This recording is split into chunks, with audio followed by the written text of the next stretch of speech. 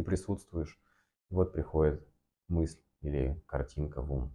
Все, ты ей захвачен, пришла эмоция вслед за мыслью или за картинкой. И вот ты захвачен еще сильнее. Ты застрял в концептуальном уме. Ты не можешь никак оттуда выбраться. Потом ты используешь духовную практику какую-нибудь. Может быть, ты не относишь эту практику к категорию духовных, но эта практика помогает тебе выровнять состояние. И мы стремимся действительно к покою все, потому что когда мы беспокойны, будь то спорт, например, или какой-то момент твоей жизни, первое, что тебе говорят, это успокойся, все хорошо.